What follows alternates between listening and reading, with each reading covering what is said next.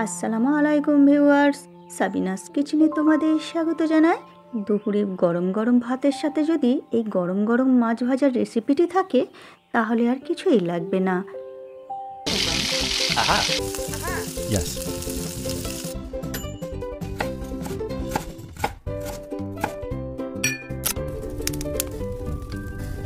Wow! এখানে মাছ আমি ভালো করে পরিষ্কার করে ধুয়ে নিয়েছি। ধুয়ে নিয়ে এর মধ্যে 1 চামচ আদা রসুন বাটা, আমি এখানে লবণটা একটু কড়া করে দেব, আর দেব 1 চামচ লঙ্কা গুঁড়ো, 1 চামচ হলুদ গুঁড়ো, 1 চামচ ভাজা জিরে গুঁড়ো, 1 চামচ ভাজা ধনে গুঁড়ো। সব কিছু ভালো করে মাখিয়ে নেব।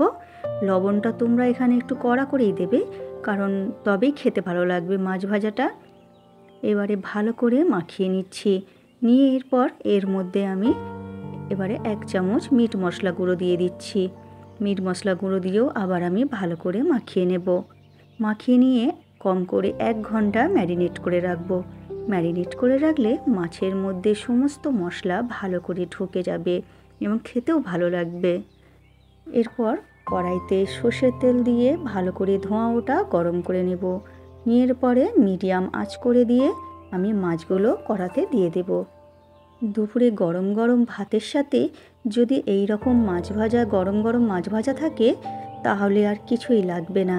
আর সঙ্গে তোমরা একটা লেবু নিয়ে নেবে আর একটু লবণ নিয়ে নেবে, তাহলে আর কোনো তরকারির কোনো প্রয়োজন হবে না।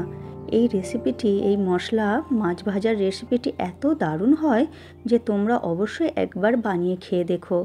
আর আমি বললাম এই রেসিপিটি তোমরা গরম গরম খাবারের সময়ই তৈরি করো, ঠান্ডা হয়ে গেলে অতটা ভালো লাগবে না, গরম গরমই খেতে সবচেয়ে বেশি ভালো লাগবে। 2-3 বার উল্টে দিয়ে ঘন ঘন আমি মাছ ভালো করে 2 পিঠ লাল করে ভেজে তুলে নেব। এইভাবে সমস্ত মাছ তোমরা ভেজে নিও।